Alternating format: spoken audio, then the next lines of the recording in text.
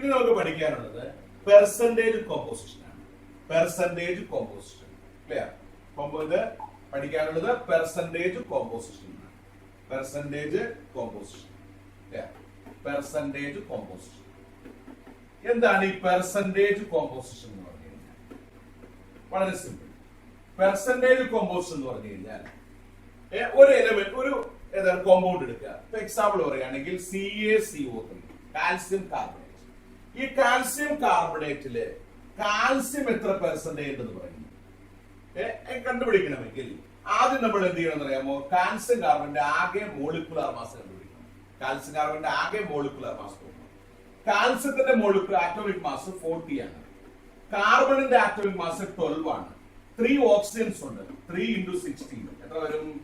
48 വരും. 3 into 16 എന്ന് പറഞ്ഞാൽ 48 വരും. ക്ലിയർ? അപ്പൊ ഒന്ന് ആഡ് ചെയ്ത് നോക്കാം. 40 പ്ലസ് 12 പ്ലസ് 48 ആണ്. ക്ലിയർ? എന്ന് വെച്ചാൽ 100 എന്ന് കിട്ടി. എത്ര കിട്ടി? 100 എന്ന് കിട്ടി. ക്ലിയർ? അങ്ങനെയാണെങ്കിൽ ഇതിൽ പെർസെന്റേജ് ഓഫ് കാൽസ്യം എന്ന് പറയുന്നത് എങ്ങനെയാണ്? പെർസെന്റേജ് ഓഫ് കാൽസ്യം കണ്ടുപിടിക്കുന്നത് എങ്ങനെയാണ്? Mass of calcium 40 by molecular mass of CaCO3 100 into 100 ആണ്. കണ്ടോ? അപ്പൊ ഈ 100 ഉം 100 ക്യാൻസൽ ആയി പോയി. കാൽസ്യം ഈക്വൽ എത്ര പെർസെന്റേജ് കിട്ടി? 40% കിട്ടി. കാൽസ്യം എത്ര പെർസെന്റ്? 40% കിട്ടി. അങ്ങനെയാണെങ്കിൽ ഇതിൽ കാർബൺ എത്ര പെർസെന്റേജ് ഉണ്ട്? സിമിലർലി അതുപോലെ തന്നെ കണ്ടുപിടിക്കാം. കാർബണിന്റെ മാസ് 12, ടോട്ടൽ 100 into 100 ചെയ്യണം. 100 ക്യാൻസൽ ആയി. 12% ആരുണ്ട്? കാർബൺ ഉണ്ടെന്ന് മനസ്സിലായി. കാർബൺ എത്ര പെർസെന്റ് ആണ്? 12% ആണ്. ക്ലിയർ? അതുപോലെ തന്നെ ഓക്സിജൻ എത്ര പെർസെന്റ് ആണ് കണ്ടുപിടിക്കാനോ? 3 ഓക്സിജൻ ഉണ്ട് കേട്ടോ. അപ്പൊ 3 into 16 കൊടുക്കണം. ബൈ ടോട്ടൽ എത്രയുണ്ട്? 100 into 100 എന്നായി. കണ്ടോ? 100 ഉം 100 ഉം ക്യാൻസൽ ആയി. അപ്പൊ എത്ര കിട്ടി? 48% ആയിരിക്കും ആരുള്ളത്? ഓക്സിജൻ ഉള്ളത്. കണ്ടോ? ഇങ്ങനെ ചെയ്യുന്നതിനാണ് മാസ് പെർസെന്റേജ് കോമ്പോസിഷൻ എന്ന് പറയുക. ക്ലിയർ? ഇത് വിളിക്കുന്നത് പെർസെന്റേജ് കോമ്പോസിഷൻ. അപ്പൊ പെർസെന്റേജ് കോമ്പോസിഷൻ ആണല്ലോ ഇക്വേഷൻ എന്താ? ഇത്രേ ഉള്ളൂ. Mass of the element by molecular mass into 100. അപ്പൊ mass of the element in the compound, mass of the element in the compound. അപ്പൊ ഇങ്ങനെയാണ് percentage composition is equal to mass of the elements, mass of the elements in compound. കോമ്പൗണ്ടിലുള്ള ആരുടെയാണ്? കോമ്പൗണ്ടിലുള്ള mass of the element കണ്ടുപിടിക്കുന്നത്. Divided by എന്തായിരിക്കും? Molecular mass. Molecular mass കൊണ്ട് divide ചെയ്യുക. എന്നിട്ടോ ഇൻറ്റു 100 കൊടുക്കുക. ഇതായിരിക്കും അവന്റെ പെർസെന്റേജ് എന്ന് പറയുന്നത്. ഓർത്തിരിക്കുക, mass of the element in compound divided by molecular mass into 100 ആണ്. അപ്പൊ ഒരു ക്വസ്റ്റ്യൻ നമുക്ക് ചെയ്യാം. അമോണിയ NH3 ആണ് അമോണിയ. ഇതിൽ നൈട്രജൻ എത്ര പെർസെന്റ് എന്നാണ് ക്വസ്റ്റ്യൻ. നൈട്രജൻ എത്ര പെർസെന്റ് ചോദിച്ചിരിക്കുക. അപ്പൊ നമ്മൾ ആദ്യം അമോണിയയുടെ മോളിക്കുലാർ മാസ് കാണണം. അമോണിയയുടെ നൈട്രജന്റെ മാസ് എത്രയാ? 14. ഹൈഡ്രജന്റെ മാസ് 3. ടോട്ടൽ 17 ആണ് മാസ്. ക്ലിയർ? ടോട്ടൽ മാസ് എത്രയാണ്? 17. ഇനി നൈട്രജന്റെ മാത്രം മാസ് എത്രയുണ്ട്? 14 ഉണ്ട്. അപ്പോ percentage of nitrogen is equal to 14 നൈട്രജന്റെ മാസ് ആണ്. ടോട്ടൽ മോളിക്കുലാർ മാസ് എത്രയാ? 17 ഇൻറ്റു എത്ര കിട്ടി? 100 കിട്ടി. കണ്ടോ? 14 by 17 into 100. അപ്പോ എന്ത് വെച്ച് നമുക്ക് ചെയ്തു നോക്കാം. 14 into 100 1400 ഡിവൈഡഡ് ബൈ എത്രയാ? 17 എന്ന് കിട്ടിയിരിക്കുന്നു. നോക്കാം. 17 ആണ്. ഒരു 140 എത്രയുണ്ടെന്നാണ്? 8 പ്രാവശ്യം ഉണ്ട്. നോക്കാം. 8 56, 8 വെച്ച് 13, 136. വീണ്ടും 4 ആണ്, 40 ആണ്. 40ലോ 2 പ്രാവശ്യം 34. ബാക്കി 6 പ്രാവശ്യം ഉണ്ട്. 0.60. 6 പ്രാവശ്യം 6 റിമൈനിങ് 6. റിമൈൻഡർ 6 ആണ്. അപ്പൊ 60 ആയി. 17 എത്ര പ്രാവശ്യം ഉണ്ട്? 3 പ്രാവശ്യം. 3 79, 4 68 വരും. അപ്പൊ 3 പ്രാവശ്യം ഉണ്ട്. ക്ലിയർ? 51 കിട്ടി. നിർത്താം ഇവിടെ കേട്ടോ. അപ്പൊ നമുക്ക് എന്ത് കിട്ടി? ഒരു 35 കൂടി വരും കേട്ടോ. ഓർത്തിരിക്കുക, 35 കൂടി വരും. അപ്പൊ ആൻസർ കിട്ടി 82.35% ആണ് ആരുള്ളത്? നൈട്രജൻ ഉള്ളത്. കേട്ടാ? ഇതേപോലെ കണ്ടുപിടിക്കണം. മനസ്സിലായോ? Mass of the element by molecular mass into 100. ഇതിനെ വിളിക്കുന്ന പേരാണ് പെർസെന്റേജ് കോമ്പോസിഷൻ. മനസ്സിലായല്ലോ? വേറെ എക്സാമ്പിളുകൾ വേണോ? നോക്കാം. ഇനി ഇവിടെ ഒരു എക്സാമ്പിൾ കൂടി നോക്കാം. പെർസെന്റേജ്, അടുത്ത ആളുടെ പെർസെന്റേജ് ആണ്. ഹൈഡ്രസീനിൽ എത്ര percent? Nitrogen. Percentage of nitrogen in NH2 NH2 NH2 NH2 ഇതിന്റെ പേര് ഹൈഡ്രസീൻ എന്നാണ്. ഹൈഡ്രസീൻ കോമ്പൗണ്ട് കേട്ടോ. ഇതിൽ എത്ര നൈട്രജന്റെ പെർസെന്റേജ് ഉണ്ടെന്നാണ് ക്വസ്റ്റ്യൻ. കണ്ടുപിടിക്കാൻ നമുക്ക്. നൈട്രജന്റെ ആദ്യ ഹൈഡ്രസീന്റെ മോളിക്കുലാർ മാസ് കാണാനാണ്. നൈട്രജൻ 14, ഹൈഡ്രജൻ 2 2 പ്ലസ് അടുത്ത നൈട്രജൻ 14, അടുത്ത ഹൈഡ്രജൻ 2 കേട്ടാ. അപ്പൊ എന്താ വരും? 14, 28, 30, 32 കിട്ടി. അല്ല 14, 28 കറക്റ്റ് കേട്ടാ. 32, 32 ആണ് മോളിക്കുലാർ മാസ്. 32 ആണ് മോളിക്കുലാർ മാസ്. ഇതില് നൈട്രജന്റെ മാത്രം മാസ് എത്രയുണ്ട്? നൈട്രജൻ 1, 2 ഉണ്ട്. ക്ലിയർ? അപ്പൊ നൈട്രജൻ മാത്രം 28 ഉണ്ട്. ക്ലിയർ? അപ്പൊ അങ്ങനെയാണെങ്കിൽ percentage of nitrogen is equal to 28/32 into 100. 28/32 into 100. ഒരു വെട്ട് വെട്ടാം. 16 2 32, 14 2 28. അടുത്ത് 16 14 ഒരു വെട്ടോടെ വെട്ടാം. 8 2 16, 7 2 14, 7/8. ഈ 7/8 വെട്ടാൻ പറ്റില്ല. അപ്പൊ 700/8 ആണ് ശരിക്കും. ഇൻറ്റു 100 കണ്ടോ? 700/8 കിട്ടും. അപ്പൊ നമുക്ക് ചെയ്തു നോക്കാം. 700 ഡിവൈഡഡ് ബൈ 8 എത്ര വരും? 70. 9 8 72. അപ്പൊ 9 ഇല്ല, 8 ഉള്ളൂ. 8 8 64, ബാക്കി 6 60. അപ്പോഴും 8 ഇല്ല, ഇനി 7 ഉള്ളൂ. 7 8 56, 4 0.2 40 5 കണ്ടോ? 87 87.5% ആയിരിക്കും ആരുള്ളത്? നൈട്രജൻ ഉള്ളത്. 87.5% നൈട്രജൻ ഉണ്ട്. കണ്ടോ? ഇതേപോലെയാണ് പെർസെന്റേജ് കോമ്പോസിഷൻ കാണുന്നത്. മനസ്സിലായി എന്ന് പ്രതീക്ഷിക്കുന്നു. ഓക്കെ, ശരി. ഇനി ഇതിന്റെ എന്താണ് ഇതിന്റെ ഇമ്പോർട്ടൻസ്? അത് കുറച്ച് കഴിയുമ്പോൾ മനസ്സിലാവും. ക്ലിയർ? ഇനി പഠിക്കാനുള്ള കാര്യം അറിയുമ്പോൾ അത് നമുക്ക് മനസ്സിലാവും. ക്ലിയർ? ഇനി പഠിക്കാനുള്ള കാര്യം ഇംപീരിക്കൽ ഫോർമുലയാണ്. ഇംപീരിക്കൽ ഫോർമുല ആണ് കേട്ടോ. ഇംപീരിക്കൽ ഫോർമുല എന്താണ്? ഇംപീരിക്കൽ ഫോർമുല എന്ന് പറഞ്ഞാൽ ഒരു കോമ്പൗണ്ടിലെ, ശ്രദ്ധിക്കണം, ഒരു കോമ്പൗണ്ടിലെ അതിന്റെ മോളിക്കുലാർ ഫോർമുല എത്രയാണോ? എക്സാമ്പിൾ പറഞ്ഞാൽ ബെൻസീൻ എന്നാണ് മോളിക്കുലാർ ഫോർമുല. ബെൻസീൻ എന്നാണ് കോമ്പൗണ്ട്.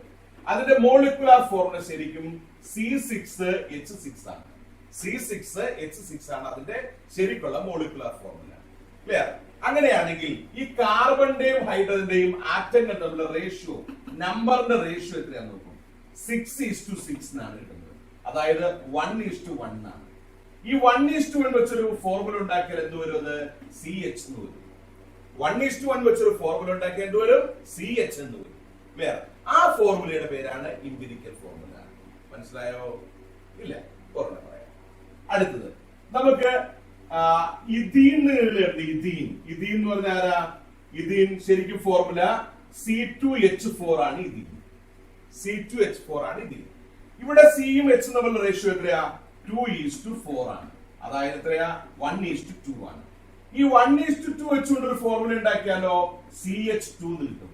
അതാണ് ഇവന്റെ ഇംപീരിക്കൽ ഫോർമുല. മനസ്സിലായോ? ഇല്ല. അടുത്തേക്ക് വരാം. ഈഥൈൻ എന്ന് പറയുമ്പോൾ എന്താണ്?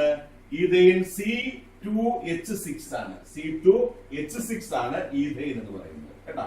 C2H6 ആണ് ഈഥൈൻ എന്ന് പറയുന്നത്. ഇവന്റെ കാർബൺ ഹൈഡ്രജൻ റേഷ്യോ നോക്കി 2:6 ആണ്. അതായത് 1:3. ഈ 1:3 വെച്ചുകൊണ്ട് ഫോർമുല ഉണ്ടാക്കി CH3 കിട്ടില്ലേ? ഇതിന് വിളിക്കുന്ന പേരാണ് ഇംപീരിക്കൽ ഫോർമുല. ആരുടെ? ഈഥൈൻ. ക്ലിയർ? ഇനി അടുത്ത ഇഥൈൻ കൂടി നോക്കാം നമുക്ക്. ഇഥൈൻ എന്ന് പറയുമ്പോൾ എന്താണ്? C2H2 ആണ് ഇഥൈൻ. കണ്ടാ?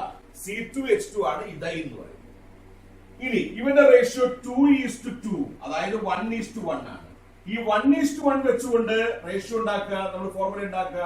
ഏതാ? CH എന്ന് കിട്ടും. ഇതാണ് ഇവന്റെ ഇംപീരിക്കൽ ഫോർമുല. കണ്ടാ? അപ്പൊ ബെൻസീന്റെ ഇംപീരിക്കൽ ഫോർമുലയും ഇഥൈന്റെ ഇംപീരിക്കൽ ഫോർമുലയും സെയിം തന്നെയാണ്. കണ്ടോ? ഇതാണ് പ്രത്യേകത. എന്ന് വെച്ചാൽ ഇംപീരിക്കൽ ഫോർമുല എന്ന് പറഞ്ഞാൽ ഒരു simplest ഫോർമുലയാണ്. Empirical formula is a simplest formula. Clear? Which represents the ratio of the different atoms present in a molecule. ഒരു മോളിക്യൂളില് പ്രസന്റ് ആയിരിക്കുന്ന ഡിഫറന്റ് ആറ്റങ്ങളുടെ റേഷ്യോ തമ്മിൽ സൂചിപ്പിക്കുന്ന റേഷ്യോയെ സൂചിപ്പിക്കുന്ന ഫോർമുലയുടെ പേരാണ് empirical formula. It is A simplest formula which represents the ratio of the number of atoms present in A molecule. ഒരു മോളിക്യൂളിൽ present ആയിരിക്കുന്ന ആറ്റങ്ങളുടെ നമ്പറുകളുടെ ratio അങ്ങനെ ഉണ്ടാകുന്ന ഫോർമുലയുടെ പേരാണ് എംപിരിക്കൽ ഫോർമുല. കിട്ടിയോ? What is empirical formula?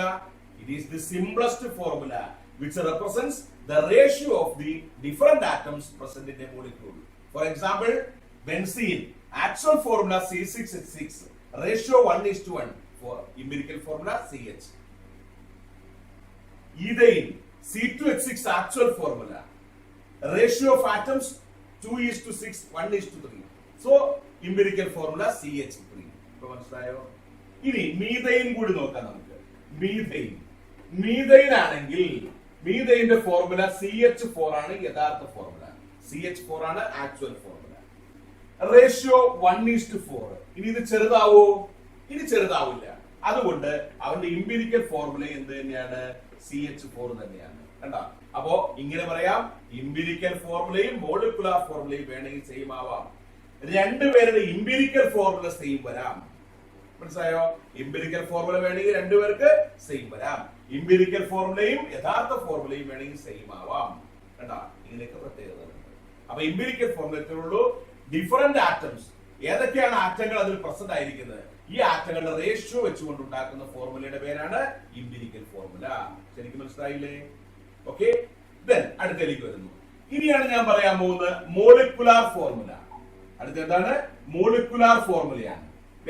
അപ്പൊ അടുത്ത ടൈം മോളിക്കുലാർ ഫോർമുലയാണ്. മോളിക്കുലാർ ഫോർമുല എന്താണ്? മോളിക്കുലാർ ഫോർമുല എന്ന് പറഞ്ഞാൽ ഇത്രയേ ഉള്ളൂ. എത്ര എലമെന്റുകളുണ്ടോ, എത്ര ആറ്റങ്ങളുണ്ടോ, അവരുടെ യഥാർത്ഥ നമ്പർ, കൃത്യമായ എണ്ണം സൂചിപ്പിക്കുന്ന ഫോർമുലയുടെ പേരാണ് മോളിക്കുലാർ ഫോർമുല. ഇപ്പൊ എക്സാമ്പിൾ പറയുകയാണെങ്കിൽ ബെൻസീൻ, അത് തന്നെ പറയാം. ബെൻസീൻ മോളിക്യൂൾസിൽ 6 കാർബൺ ഉണ്ട്, 6 ഹൈഡ്രജൻ ഉണ്ട്. അപ്പോ മോളിക്കുലാർ ഫോർമുല എന്താണ്? C6H6. യാതൊരു മാറ്റവുമില്ല. ക്ലിയർ? ഇനി മീഥൈൻ പറയാണ്. മീഥൈന്റെ ഒരു കാർബണും 4 ഹൈഡ്രജനും ഉണ്ട്, CH4. അതാണ് മോളിക്കുലാർ ഫോർമുല. പഠിച്ചോ? ഇനി അടുത്തത് സൾഫ്യൂരിക് ആസിഡ് കേട്ടോ. സൾഫ്യൂരിക് ആസിഡിന്റെ ഫോർമുല നോക്കിക്കഴിയുമ്പോൾ 2 H ഉണ്ട്. അപ്പൊ H2 യഥാർത്ഥത്തിൽ ആക്ച്വൽ ആണ് കേട്ടോ. ഇനിയോ ഒരു സൾഫർ ഉണ്ട്, യെസ്. മനസ്സിലായോ? ഇനി അതുപോലെ 4 ഓക്സിജൻ ഉണ്ട്, O4. കണ്ടോ? ഇതായിരിക്കും അവന്റെ മോളിക്കുലാർ ഫോർമുല. അപ്പോ what is molecular formula? It is the true formula. which represents the actual number of യഥാർത്ഥ number of different atoms present in a molecule. ഒരു മോളിക്യൂൾ പ്രസന്റ് ആയിരിക്കുന്ന ഡിഫറന്റ് ആറ്റങ്ങളുടെ യഥാർത്ഥ നമ്പർ, അതിനെ സൂചിപ്പിക്കുന്ന ഫോർമുലയുടെ പേരാണ് ഏതാ? Molecular formula. മനസ്സിലായോ? അപ്പൊ molecular formula is a true formula which represents the actual number of different atoms present in a molecule. Empirical formula is the simplest formula which represents the ratio of the different atoms present in a molecule. ആറ്റങ്ങളുടെ ratio മാത്രം സൂചിപ്പിക്കുന്ന ഫോർമുലയാണ് empirical formula. യഥാർത്ഥ ഫോർമുലയാണ് molecular formula. Clear? ഇനി ഇത് രണ്ടും തമ്മിലുള്ള relation എന്താണെന്ന്? ഇതാണ് empirical formula molecular formula is equal to empirical formula into n എന്നാണ്.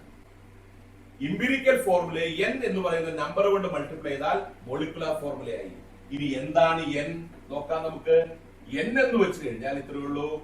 മോളിക്കുലാർ മാസ് യഥാർത്ഥ മോളിക്യൂളിന്റെ mass divided by empirical formula mass. Molecular mass by empirical formula mass ആണ് എന്ത്? n എന്ന് പറയുന്നത്. അപ്പോ ആദ്യം ഏതാണ്? എംപിരിക്കൽ ഫോർമുല കാണണം, പിന്നെ എംപിരിക്കൽ ഫോർമുല മാസ് കാണണം, then മോളിക്കുലാർ മാസ് ക്വസ്റ്റ്യനിൽ ഉണ്ടാകും. അത് വെച്ചുകൊണ്ട് നമ്മൾ എന്ത് ചെയ്യണം? Molecular mass by empirical formula mass കാണണം. അന്നേരം n കിട്ടും. ആ n കൊണ്ട് എംപിരിക്കൽ ഫോർമുല മൾട്ടിപ്ലൈ ചെയ്താൽ മോളിക്കുലാർ ഫോർമുല കിട്ടും. മനസ്സിലായത്? ഇങ്ങനെയാണ് മോളിക്കുലാർ ഫോർമുല കണ്ടുപിടിക്കുന്നത്. ഓക്കെ, ദെൻ ഇത് വെച്ചുകൊണ്ട് നമുക്ക് ഒരു പ്രോബ്ലം ചെയ്ത് നോക്കാം. ക്ലിയർ? ഇത്രയാണ് പറയുന്നത്. ഒരു അൺനോൺ ഓർഗാനിക് കോമ്പൗണ്ട്, പറയില്ല ആരാണ് കേട്ടോ. അൺനോൺ ഓർഗാനിക് കോമ്പൗണ്ട് ആണ്. Unknown organic compound. Clear? Unknown organic compound. ഇതില് 40% കാർബൺ ഉണ്ട്, 40% കാർബൺ ഉണ്ട്. ക്ലിയർ? 40% കാർബൺ. ഞാൻ ആദ്യം പറഞ്ഞില്ലേ ഇതുപോലെ പെർസെന്റേജ് കണ്ടുപിടിക്കാൻ. അപ്പോ ഏതാണ് എലമെന്റിന്റെ mass by molecular mass into 100 ചെയ്തപ്പോ 40 കിട്ടി. 40% കാർബൺ ഉണ്ട്. 6.67% ഹൈഡ്രജൻ ഉണ്ട്. 6.67% ഹൈഡ്രജൻ ഉണ്ട്. ബാക്കി റെസ്റ്റ് ഓഫ് ഓക്സിജൻ എന്നാണ് പറയുന്നത്. Rest of oxygen. അപ്പോ റെസ്റ്റ് ഓഫ് ഓക്സിജൻ എന്ന് പറഞ്ഞാൽ ബാക്കിയുള്ളത് ഓക്സിജൻ ആണ്. ക്ലിയർ? ഇനി ഇതിന്റെ മോളിക്കുലാർ മാസ് എന്ന് പറയുന്നത് 60 ആണ്. മോളിക്കുലാർ മാസ് ചോദ്യത്തിലുണ്ട് 60 ആണ്. ക്ലിയർ? അല്ലെങ്കിൽ ഇങ്ങനെ തരും, vapour density is equal to 30 എന്ന് തരും. മോളിക്കുലാർ മാസ് 60 എന്നോ വേപ്പർ ഡെൻസിറ്റി 30 എന്നോ തരും. അങ്ങനെയാണെങ്കിൽ calculate the empirical formula and molecular formula. Empirical formula കാണണം, അതിനുശേഷം മോളിക്കുലാർ ഫോർമുല കാണണം. ഇതാണ് ക്വസ്റ്റ്യൻ. ക്വസ്റ്റ്യൻ കണ്ടോ? An unknown organic compound contain 40% carbon, 6.67% hydrogen and the rest of oxygen. ബാക്കി എന്തായിരിക്കും? rest of oxygen ആയിരിക്കും. Its molecular mass equal to 60 or its vapor density is 30 with respect to hydrogen. Calculate the empirical formula and molecular formula. ഇതാണ് question. ശരിക്കും മനസ്സിലായോ? നോക്കാം. ഇനി ഇത് എങ്ങനെ ചെയ്യണമെന്ന് വെച്ച് കഴിഞ്ഞാൽ അപ്പൊ ശരിക്കും മനസ്സിലാക്കണം. 40% carbon, 6.67% hydrogen, rest of oxygen. ആ റെസ്റ്റ് ഓഫ് ഓക്സിജൻ കണ്ടുപിടിച്ചേക്കാം. 100 ആണ് ടോട്ടൽ ഉള്ളത്. പെർസെന്റേജ് ടോട്ടൽ 100 ആണ്. ഇതിൽ കാർബണിന്റെ 40 ആണ് കുറച്ചു കഴിഞ്ഞാൽ എത്ര കിട്ടും? 16 കിട്ടും. ഈ 16 6.67 അങ്ങോട്ട് കുറയ്ക്കുക. അപ്പൊ എന്ത് പറ്റും? 60 മൈനസ് 6.67 കുറച്ചു 3. പിന്നെ വീണ്ടും 3. ഇനിയോ ഇവിടെ എന്ത് വന്നു? ഇവിടെ വീണ്ടും 3 വന്നു 5. 53.33 നീക്കി. 53.33 ആണ് ഓക്സിജൻ. അത് ആദ്യം കണ്ടുപിടിക്കണം. അപ്പോ percentage of O is equal to 53.33%. ഇത് ആദ്യമേ കണ്ടുപിടിച്ചേക്കണം. കണ്ടോ? ഇങ്ങനെയാണ് പ്രോബ്ലം ചെയ്യാൻ സ്റ്റാർട്ട് ചെയ്യുന്നത്. ഓക്കെ, കാര്യം മനസ്സിലായില്ലേ? ആദ്യം carbon 40%, hydrogen 6.67%, rest of oxygen കണ്ടുപിടിച്ചു. എത്രയാ? 100 മൈനസ് 40 മൈനസ് 6.67 ചെയ്തു 53.33. ഓക്കെ അല്ലേ? ദെൻ അടുത്തേക്ക് വരുന്നു. ഇനി നമ്മൾ ചെയ്യാൻ പോവാണ്. ഇനി കോളം വരച്ചാണ് ചെയ്യാൻ പോകുന്നത്. അപ്പൊ ആദ്യത്തെ കോളത്തിൽ എലമെന്റ് എഴുതും. എലമെന്റ് ആരാണെന്ന് എഴുതും 1. രണ്ടാമത്തെ കോളത്തിൽ അവന്റെ പെർസെന്റേജ് എഴുതും. മൂന്നാമത്തെ കോളത്തിൽ അവന്റെ ആറ്റോമിക് മാസ് എഴുതും. Atomic mass. ഇതൊക്കെ ചെറിയ കോളം മതി കേട്ടോ. Element, percentage, atomic mass. അടുത്ത ടൈമായിട്ട് പെർസെന്റേജ് ബൈ ആറ്റോമിക് മാസ് എഴുതും. Percentage by atomic mass. ഇത് ഇത്തിരി വലിയ കോളം വേണം. Percentage by atomic mass. ഇനി അടുത്ത കോളം പെർസെന്റേജ് ആറ്റോമിക് മാസ് കഴിഞ്ഞാൽ ലാസ്റ്റ് കോളം സിംപ്ലസ്റ്റ് റേഷ്യോയാണ്. സിംപ്ലസ്റ്റ് റേഷ്യോ കേട്ടോ. ഇത്രയുമാണ് നോക്കേണ്ടത്. അപ്പൊ ആദ്യം എലമെന്റ്, ദെൻ പെർസെന്റേജ്, അടുത്ത atomic mass, percentage by atomic mass, then simplest ratio. Okay, നോക്കൂ. എലമെന്റ് ആദ്യം കാർബൺ ആണ്, പെർസെന്റേജ് 40 ആണ്, ആറ്റോമിക് മാസ് 12 ആണ്. അടുത്ത നിൽക്കട്ടെ. രണ്ടാമത്തെ ഏതാ? ഹൈഡ്രജൻ ആണ്. ഹൈഡ്രജൻ രണ്ടാമത്തെ ആളാണ് ഹൈഡ്രജൻ. ക്ലിയർ? അപ്പൊ ഹൈഡ്രജൻ ആണ് രണ്ടാമത്തെ. ഹൈഡ്രജന്റെ പെർസെന്റേജ് 6.67 ആണ്. പെർസെന്റേജ് ബൈ ആറ്റോമിക് മാസ് നോക്കുമ്പോൾ എത്ര വരും? സോറി, ആറ്റോമിക് മാസ് ഹൈഡ്രജന്റെ 1 ആണ്. ആറ്റോമിക് മാസ് കണ്ടിട്ടുണ്ട്, മോളിക്കുലർ മാസ് അല്ല കേട്ടോ. ആറ്റോമിക് മാസ് ഓഫ് ഹൈഡ്രജൻ 1 കൊടുക്കും. ക്ലിയർ? അടുത്തത് മൂന്നാമത്തെ ഓക്സിജൻ ആണ്. ഓക്സിജന്റെ പെർസെന്റേജ് 53.33 ആണ്. 53.33% ഓക്സിജൻ. ഓക്സിജന്റെ ആറ്റോമിക് മാസ് 16 ആണ്. ഓപ്ഷൻ എത്രയാണ്? 16 ആറ്റോമിക് മാസ് വരും. ഇത്രയും എഴുതുക. ഇനി നമ്മൾ ഓരോന്ന് ചെയ്യാണ്. പെർസെന്റേജ് ബൈ ആറ്റോമിക് മാസ് 40/12 ആണ്. 40/12 12 3 36 വരും. ബാക്കി 40, വീണ്ടും 3 3.33 ready 3.33. Okay, then 6.67/1 equal to 6.67 തന്നെ ഹൈഡ്രജൻ. അടുത്ത് 53.33 53.33/60 16 3 48, ബാക്കി 5 53 വീണ്ടും 48, അവ 3.33 തന്നെ ഇവിടെയും കിട്ടും. 3.33 തന്നെ ഇവിടെയും കിട്ടും. മനസ്സിലായത്? അപ്പൊ പെർസെന്റേജ് ബൈ ആറ്റോമിക് മാസ് അടുത്ത കോളത്തിൽ ചെയ്യും. ഇനി എന്ത് ചെയ്യണം? സിംപ്ലസ്റ്റ് റേഷ്യോ കാണാൻ ഈ 3 വാല്യൂസ് ഉണ്ടാവും. ഒരു 3.33, ഒരു 6.67, വീണ്ടും ഒരു 3.33. ഈ വാല്യൂസിൽ വെച്ച് ഏറ്റവും ചെറിയ വാല്യൂ കൊണ്ട് 3 പേരെയും ഡിവൈഡ് ചെയ്യുക. ഇവിടെ ഏറ്റവും ചെറിയ വാല്യൂ ഏതാ? 3.33 അല്ലേ? അതുകൊണ്ട് 3നെ അങ്ങ് ഡിവൈഡ് ചെയ്തിരിക്കുക. അപ്പൊ എന്ത് കിട്ടി? First one 3.33/3.33 equal to 1. 6.67/3.33 equal to 2. Then 3.33 divided by 3.33 equal to 1. കണ്ടോ? സിംപ്ലസ്റ്റ് റേഷ്യോ കിട്ടി. കാർബൺ, ഹൈഡ്രജൻ, ഓക്സിജൻ ഇവർ തമ്മിലുള്ള റേഷ്യോ എന്ന് പറയുന്നത് എത്രയാ? 1:2:3 എന്ന് കിട്ടി. 1:2:1 എന്ന് കിട്ടി. 1:2:1 എന്നാണ് റേഷ്യോ കിട്ടിയിരിക്കുന്നത്. ഇനി ഇത് വെച്ചുകൊണ്ടൊരു formula, empirical formula is equal to എത്ര കിട്ടുന്നു? CH2O എന്നാണ് ഇംപിരിക്കൽ ഫോർമുല. ഇംപിരിക്കൽ ഫോർമുല എന്താണ്? CH2O. മനസ്സിലായോ? അത് ഇങ്ങനെയാണ് ഇംപിരിക്കൽ ഫോർമുല കണ്ടുപിടിക്കുന്നത്. ഓക്കെ, കുഴപ്പമില്ലല്ലോ. ഇനി മോളിക്കുലർ ഫോർമുലയിലേക്ക് പോകാം. ക്ലിയർ? അപ്പൊ ഇത് ആദ്യം മനസ്സിലാക്കണം. ആദ്യ element percentage atomic mass, percentage by atomic mass ഓരോരുത്തരുടെയും, പിന്നെയോ ഉള്ളതിൽ ചെറുതുകൊണ്ട് എല്ലാത്തിനും ഡിവൈഡ് ചെയ്യുക, സിംപ്ലസ്റ്റ് റേഷ്യോ കാണുക. ആ സിംപ്ലസ്റ്റ് റേഷ്യോ വെച്ച് ഫോർമുല എഴുതുക. അതാണ് ഇംപിരിക്കൽ ഫോർമുല. മനസ്സിലായോ? അത് ഓക്കെ. ഇനി അടുത്ത ഇതിലേക്ക് കിടക്കാം. ഇംപിരിക്കൽ ഫോർമുല വെച്ചുകൊണ്ട് നമ്മൾ എന്ത് കാണുന്നു? മോളിക്കുലർ ഫോർമുല കാണുകയാണ്. എന്താണ് ഇംപിരിക്കൽ ഫോർമുല കിട്ടിയത്? എഴുതാം. Empirical formula is equal to CH2O എന്നാണ്. ഇംപിരിക്കൽ ഫോർമുല CH2O ആണ്. ഇനി empirical formula mass, empirical formula mass കാണണം. കാർബണിന്റെ മാസ് 12, ഹൈഡ്രജന്റെ എത്രയാണ്? 2, പ്ലസ് ഓക്സിജന്റെ 16 കൂട്ടിക്കഴിഞ്ഞാൽ 30 എന്ന് കിട്ടി. 30 എന്ന് കിട്ടിയിരിക്കുന്നു. 30 ആണ് empirical formula mass. Then molecular mass, molecular mass ഇവിടെ തന്നിട്ടുണ്ട്. എത്രയാ? 60 ആണ്. ഇനി വേപ്പർ ഡെൻസിറ്റി ആണ് തന്നിരിക്കുന്നതെങ്കിൽ അത് 30 ആണ്. അപ്പൊ molecular mass equal to 2 into vapour density ആണ് 60 എന്ന് കിട്ടും. കണ്ടോ? ഇതാണ് സംഭവം. ഓക്കെ. ഇനി എന്ത് ചെയ്യണം? നമ്മൾ n കാണണം. n ഈക്വൽ ടു ഇവിടെ molecular mass 60 divided by empirical formula mass 30. 60/30 എത്രയാ? 2 എന്ന് കിട്ടിയിരിക്കുന്നു. 60/30 2 എന്ന് കിട്ടി. ക്ലിയർ? ഈ 2 കൊണ്ട് ഇവനെ അങ്ങ് മൾട്ടിപ്ലൈ ചെയ്താൽ molecular ഫോർമുലയായി. Then molecular formula is equal to 2 into CH2O എന്ന് കിട്ടി, equal to C2H4O2 എന്നായി. കണ്ടോ? C2H4O2 ആണ് എന്ത്? Molecular formula. മനസ്സിലായോ? ഇതാണ് സംഭവം. ഓക്കെ, ഇങ്ങനെയാണ് മോളിക്കുലർ ഫോർമുലയും ഇംപിരിക്കൽ ഫോർമുലയും കാണുന്നത്. ശരിക്കും മനസ്സിലായില്ലേ? ഓക്കെ, ഒരു ക്വസ്റ്റ്യൻ കൂടി ചെയ്യാം. ക്ലിയർ? ഒരു ക്വസ്റ്റ്യൻ കൂടി ചെയ്യാം. ഇങ്ങനെയാണ് രണ്ട് എലമെന്റുകൾ.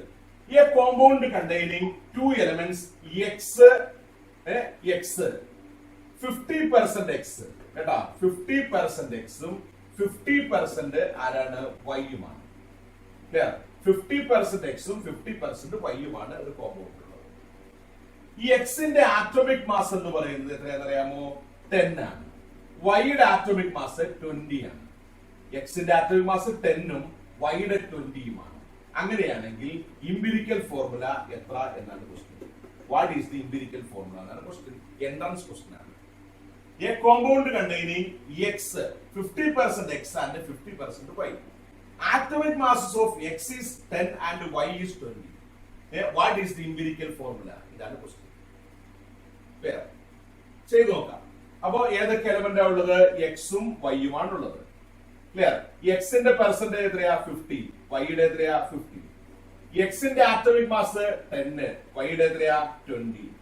ഇനി അടുത്തത് പെർസെന്റേജ് ബൈ ആറ്റോമിക് മാസ് ചെയ്യാം. പെർസെന്റേജ് ബൈ ആറ്റോമിക് മാസ് ചെയ്യുമ്പോൾ 50/10 ഈക്വൽ ടു എത്ര കിട്ടി? 5. ഇതോ 50/20 ഈക്വൽ ടു എത്രയാ? 2.5 കിട്ടി. 2.5 അല്ലേ? അതെ, 2.5 കിട്ടി. ക്ലിയർ. ഇനി എന്ത് ചെയ്യണം? ഉള്ളത് 2.5 ആണ്. അതുകൊണ്ട് രണ്ടുപേരെ ഡിവൈഡ് ചെയ്യണം. അപ്പൊ ആദ്യം 5/2.5 ചെയ്യും. എത്ര കിട്ടും? 2 കിട്ടും. ഇവിടെ 2.5/2.5 ഈക്വൽ ടു 1 ആയി. ഫോർമുല കിട്ടി. 2x/y എന്ന് പറയുന്നത് 2:1 ആണ്. അതായത് x2y എന്നാണ് ഫോർമുല. കണ്ടാ? x2y. മനസ്സിലായോ? സിമ്പിൾ അല്ലേ? നോക്കൂ, x 50, y 50%. എക്സിന്റെ മാസ് 10, വൈയുടെ 20. 50/10 5, 50/20 2.5. ഓക്കെ.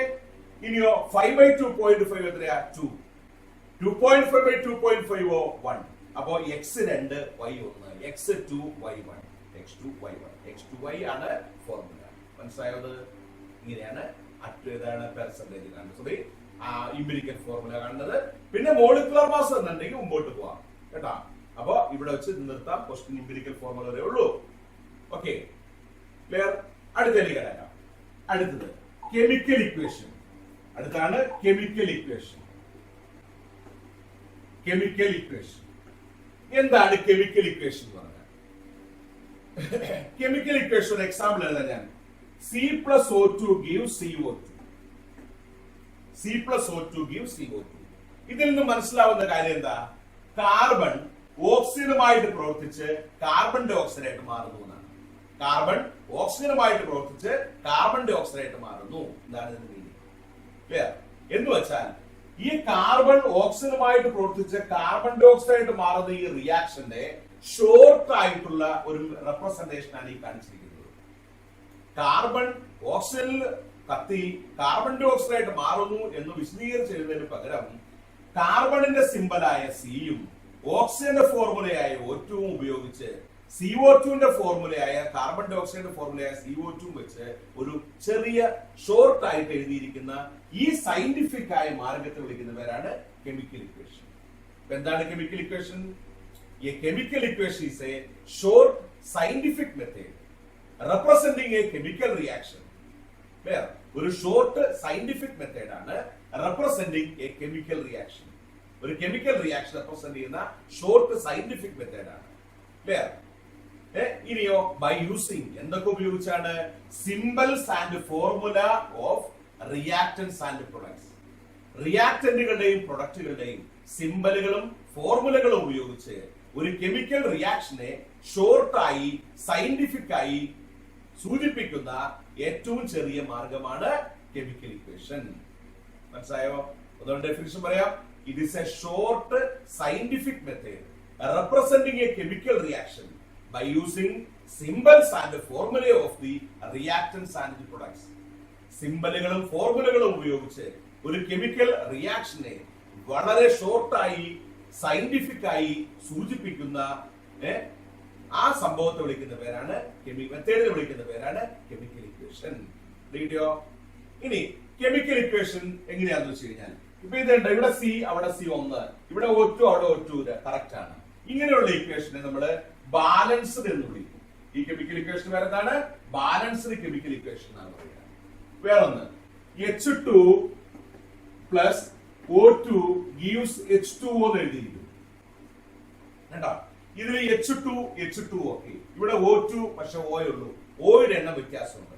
ഇങ്ങനെ വ്യത്യാസമുണ്ടെങ്കിൽ രണ്ട് സ്ഥലത്തും ആറ്റങ്ങളുടെ എണ്ണത്തിൽ വ്യത്യാസമുണ്ടെങ്കിൽ അതിനെ വിളിക്കുന്നത് സ്കെലട്ടൺ ഇക്വേഷൻ എന്നാണ്. എന്താ വിളിക്കുന്നത്? Skeleton equation. ഇക്വേഷന്റെ അസ്ഥികൂടമാണ് കേട്ടോ. ഇത്ര ഇക്വേഷൻ വരുന്നതാണ് സ്കെലട്ടൺ ഇക്വേഷൻ. എന്നാൽ ഇതിന് നമ്മൾ എന്ത് ചെയ്തു? ആ പ്രോപ്പർ കോയിഫിഷ്യന്റുകൾ ആഡ് ചെയ്തു. 2H2 plus O2 gives 2H2O എന്ന് എഴുതി കഴിഞ്ഞപ്പോൾ ഇത് രണ്ട് ഈക്വൽ ആയി. ഇങ്ങനെയുള്ള ഇക്വേഷൻ എന്താണ്? ബാലൻസ്ഡ് ആണ്.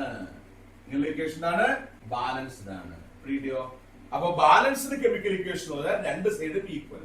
രണ്ട് സൈഡ് ഈക്വൽ അല്ല എങ്കിലോ സ്കെലറ്റൺ ഇക്വേഷൻ. സ്കെലറ്റൺ ഇക്വേഷൻ പഠിച്ചോ?